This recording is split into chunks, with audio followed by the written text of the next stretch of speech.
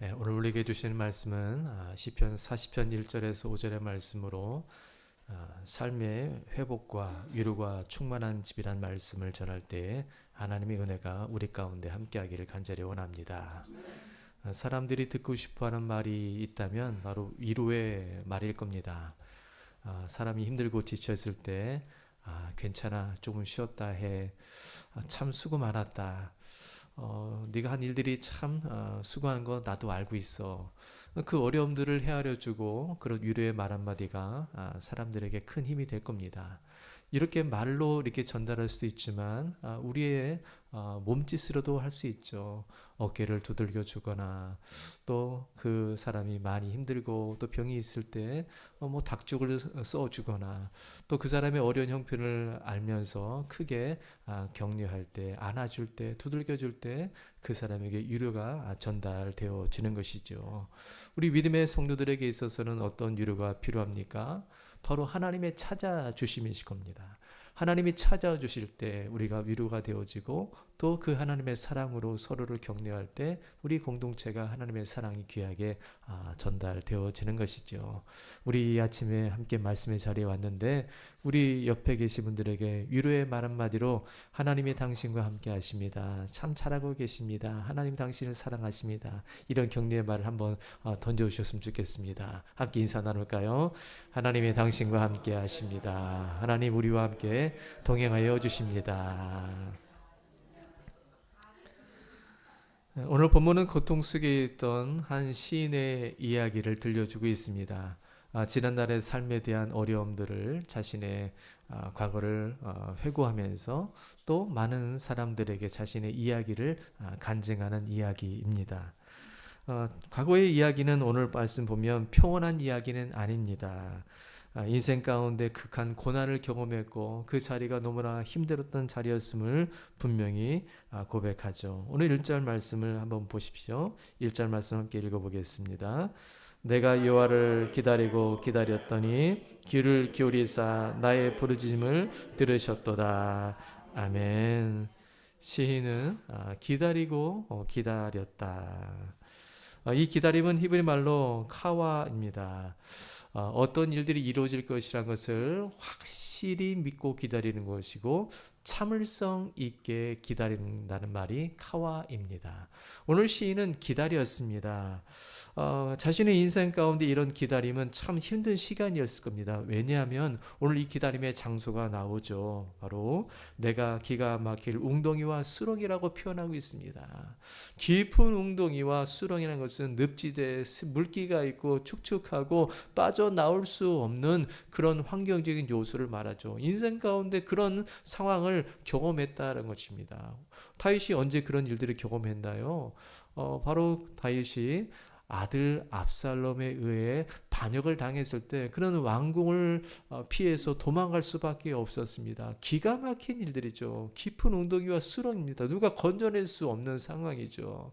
또한 사울에게 쫓기면서 그의 인생에 얼마나 고난의 시간을 보냈습니까? 어느 누구도 도와줄 수 없습니다. 광야의 방랑자처럼 정말 외롭고 쓸쓸한 시간을 보내야 했던 이 다윗의 삶이 깊은 웅덩이와 같고 수렁과 같고 어느 누구도 도와줄 수 없는 기가 막힌 상황이었다라는 것이죠. 여러분, 이런 삶을 살아가는 삶이 과거의 다윗만이 아니라 오늘 이 시대를 살아가는 어떤 사람들, 바로 우리의 이야기일 수도 있습니다. 어떤 성도들에게는 바울처럼 사방에 우겨쌈을 당하여서 앞으로도 뒤로도 옆으로도 갈 수 없는 그런 고난들이 있고 갑작스러운 경제적인 풍파와 사업과 도산과 여러 가지 일터를 잃어버린 생의 끝자락에 놓여있는 인생의 삶을 걸어가는 성도들이 있다라는 것이죠. 이런 상황을 맞이하면서 하나님 앞에 나와 예비하는 성도들이 있습니다. 여러분, 이런 성도들을 향해서 우리가 어떤 말로 위로의 말을 건넬 수 있을까요? 우리가 성경의 말씀 보면 욥이 이런 어려움을 경험했을 때 친구들이 위로차 방문했지만 친구들은 처음에는 어떠한 말로도 할 수 없이 그냥 지켜만 보았던 욥의 친구들의 모습이 생각이 납니다. 여러분, 기가 막힌 상황에 처해 있는 성도들에게 어떤 말을 해야 할지 참 난감하죠. 우리가 경험하지 않았던 삶이 상대에게 일어났을 때 나도 경험하지 않았던 삶을 어떻게 위로할 수 있을지 참 그 말이 어렵기만 합니다. 그런데 어떤 사람들은 그 상황에 대해서 왜 수렁에 빠졌는지, 왜 기가 막힌 상황이 되었는지 그 사람의 마음을 아프게 하는 말들이 있습니다. 여러분, 우리가 조심해야 될 말 중에 하나가 있다면, 그 어렵고 또 갑작스러운 사고가 났을 때 하나님의 뜻이 있겠지라는 말들, 이런 말들은 참 조심해야 됩니다. 여러분, 우리가 하나님의 뜻이 있겠지, 여러분, 그 말은 참 쉽고도 좀 어떻게 보면 믿음이 있는 말처럼 들리지만, 사고를 당하고 환난을 당하고 어려움 당한 사람에게는 그 말이 귀에 들어오지 않는 것입니다. 여러분, 요셉을 보십시오. 요셉이 하나님의 인도하심이 있는 삶이라 하여도 어떤 누구도 욥이 종으로 팔려가고 굳은 일을 당하고 옥살이를 하며 부당한 대우를 받았을 때 그것이 하나님의 뜻이 있겠지라고 말하는 사람이 없었습니다. 그 인생 가운데 하나님의 뜻을 언제 발견합니까? 그가 애굽의 총리가 되었을 때, 형제들이 자신의 앞에 와서 곡식을 구하러 왔을 때, 그제서야 자신의 삶을 돌아볼 때, 당신들이 나를 이곳에 파는 것이 아니라 하나님이 미리 나를 이곳에 보내신 것입니다 라고 말하면서 하나님의 뜻을 그때 이야기했습니다. 우리가 하나님의 뜻을 이야기하는 것은 하나님과 나 외에는 없어야 합니다. 다른 사람이 하나님의 뜻을 이야기할 때 우리는 참 마음이 힘들다는 것이죠. 내가 지금 괴롭고 힘든데 하나님의 뜻이 있겠지. 여러분, 그 말보다 어떤 말이 큰 위로가 될까요? 지금 많이 힘드니까 내가 집에 가서 내가 반찬도 해줄게, 내가 좀 청소도 해줄게, 아이들 내가 돌봐줄게, 뭐 힘든 거 있어? 내가 지금 힘든 상황에서 내가 뭔가 당신의 손이 되고 발이 되어지고 힘든 상황을 내가 보살펴줄게. 이런 마음으로 다가갈 때 그것이 그 사람에게 큰 위로가 되어지는 것이죠. 여러분, 어떤 말보다도 위로의 섬김이 더 큰 위로가 되는 줄 믿습니다. 우리 그리스도인들은 그래야 한다는 것이죠. 하나님의 뜻이 있다 할지라도 우리가 잠시 그것을 내려놓고 그 사람에게 필요한 것이 무엇인지를 헤아려주고 그런 섬김으로 다가갈 때 그 상대가 그 섬김으로 귀한 위로를 받게 되어지는 것입니다. 오늘 시인은 이제 자신의 상황을 고백하며 오히려 반대로 자신의 이야기를 지금 어떤 대상을 향하여서 힘과 위로를 주는 자리에 서 있게 되어집니다. 그것은 자신이 만났던 하나님을 고백하는 것이죠. 하나님을 기다리는데 하나님께서 수렁에서 끌어올리시고 내 발을 반석 위에 두사 내 걸음을 견고하게 하셨도다라고 고백합니다.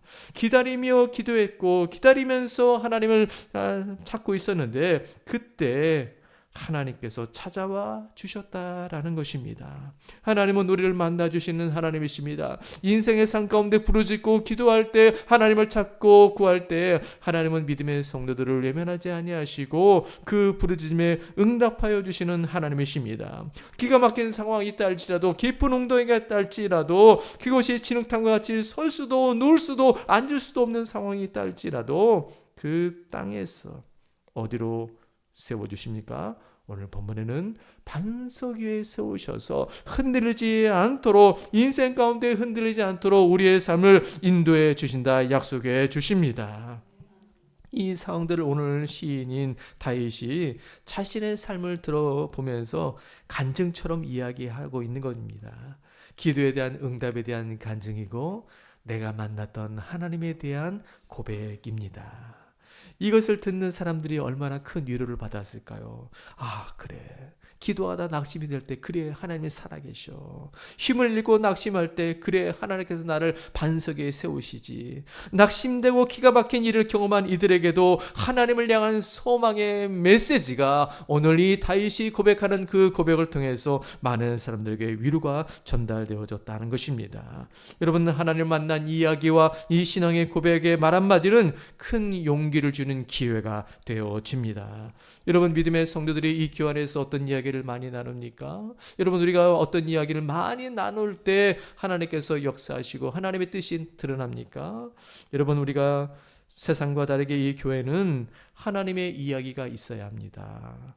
여러분, 교회가 한 주간 살아오면서 성도들의 삶의 이야기 속에서 세상에서 겪었던 어려움들의 이야기, 그러나 그 어려움 속에서 하나님이 어떻게 도와주셨는지에 대한 이야기가 있을 때 듣는 자들로 하여금 그 이야기를 듣고 이해하는 자들에게 있어서는 하나님께서 이렇게 도와주시는구나, 하나님이 이런 부분에서 섬세하게 만져주시는구나, 하나님께서 그렇게 기도할 때 응답해 주시는구나 라고 듣는 자들이 우리가 하나님에 대한 이야기를 할 때 힘을 얻게 되어지는 것이죠. 이 교회는 세상의 이야기가 아니라 하나님의 이야기가 있어야 합니다. 하나님의 이야기가 있을 때 듣는 자들로 하여금 그래, 그렇구나, 하나님이 살아계시구나. 여러분, 가정을 생각해 보세요. 가정 안에서 자녀들이 부모의 이야기를 듣고 또 부모는 자녀들의 이야기를 듣습니다. 그러나 세상 밖의 이야기만 가정에서 가득하고 자녀들의 이야기가 들려지지 아니하고 부모의 이야기가 자녀들에게 들리지 않는다면 그 가정이 건강할 수 있을까요? 그럴 수 없을 겁니다. 가정에서는 부모의 이야기가 들려져야 합니다. 자녀의 이야기가 어떤 고민이 있는지 들려질 때 그 가정이 건강해지는 것이죠. 들리는 것뿐 아니라 내 안에 들려져야 합니다.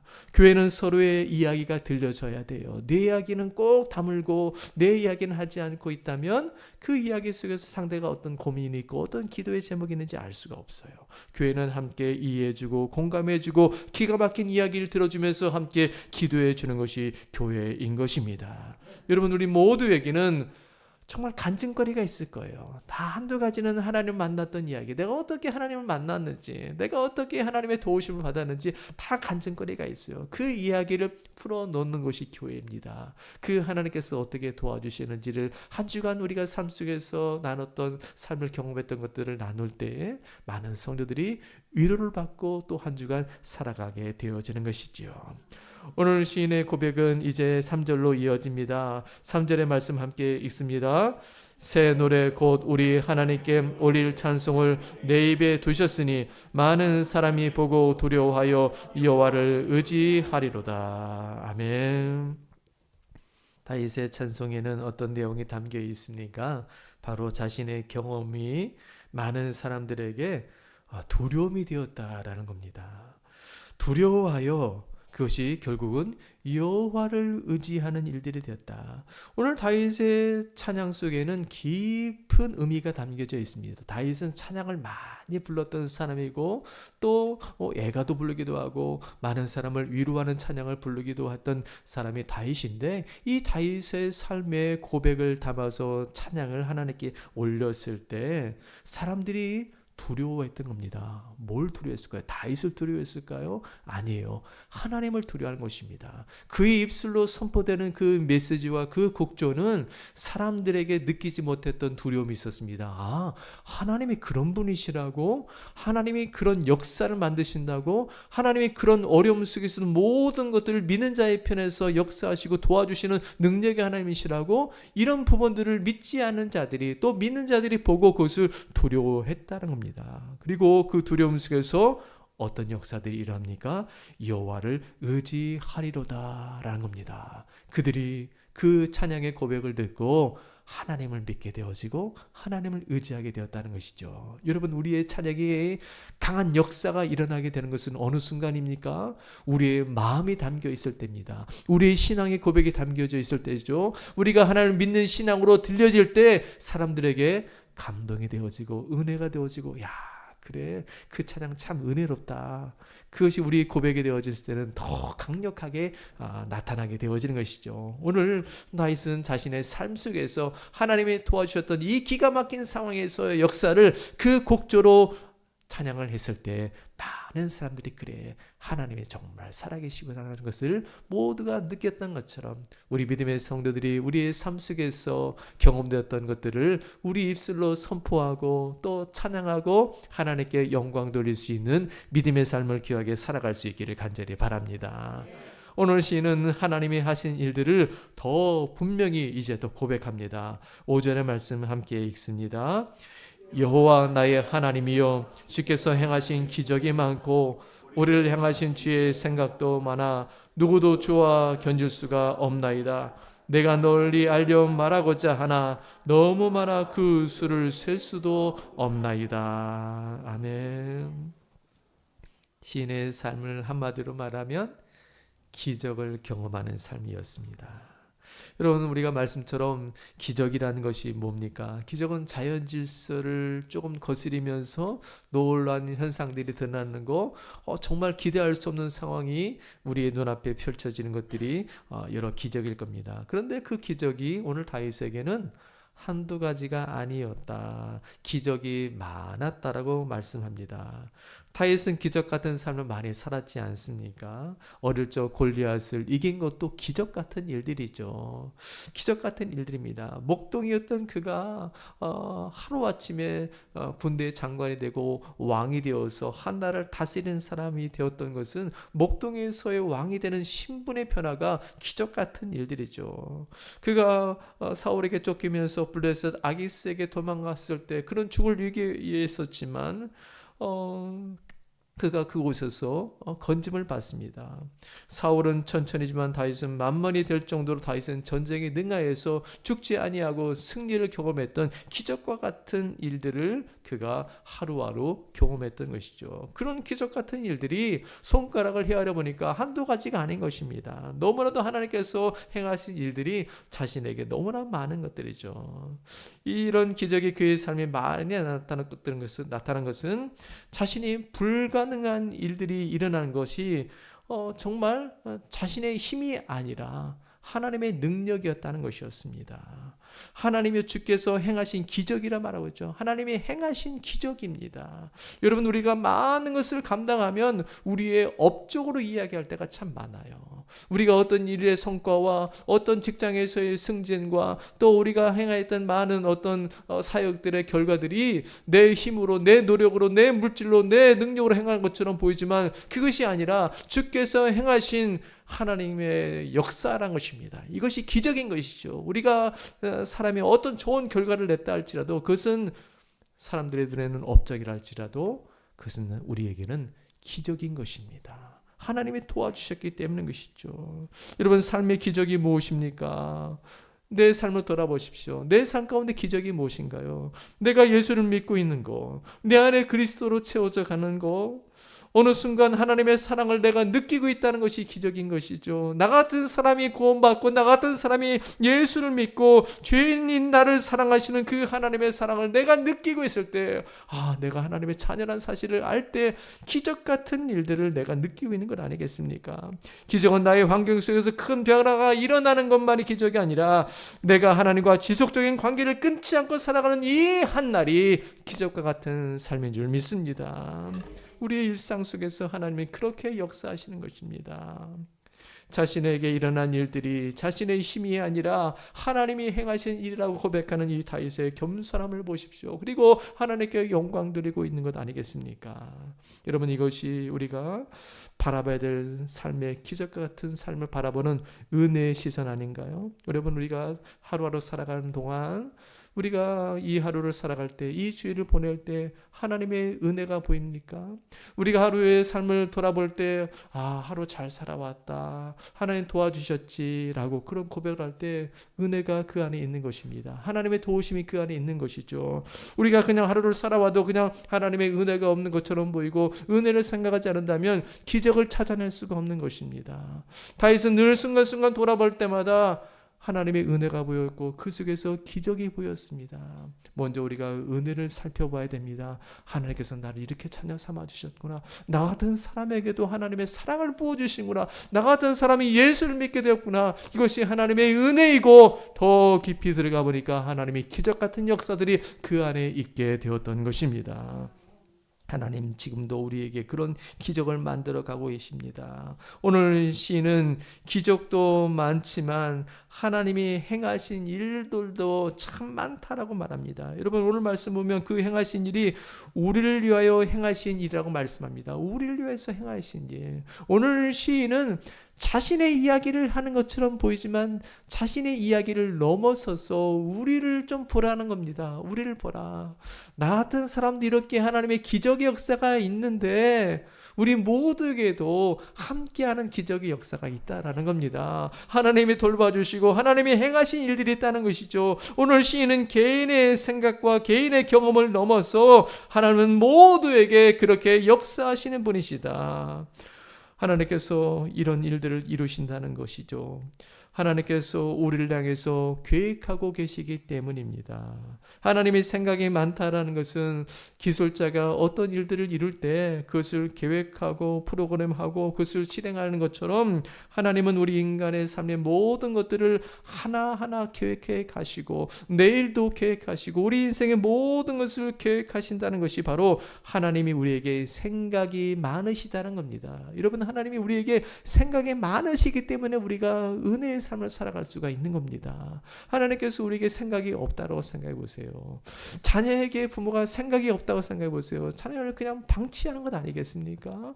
하나님께서 교회를 생각하시니까 교회가 부흥하고 하나님께서 우리의 가정을 생각해 주시니까 우리 가정이 견고해지고 우리의 사업체가 견고하게 번성해 가는 것이 바로 하나님이 생각이 많으신 것입니다. 여러분, 우리가 어떻게 기도해야 될까요? 하나님, 우리 가정과 교회와 우리 일터가 하나님의 생각으로 풍성해지게 하여 주옵소서. 하나님의 생각을 많이 부어주시고 하나님께서 많은 것을 계획해 주시고 하나님께서 그 일들을 친히 이루어 달라고 기도할 수 있기를 바랍니다. 그럴 때 하나님의 기적 같은 역사들, 또 우리가 하나님께 대해서 할 이야기들이 참 많을 것입니다. 오늘 시인은 어떻게 얘기합니까?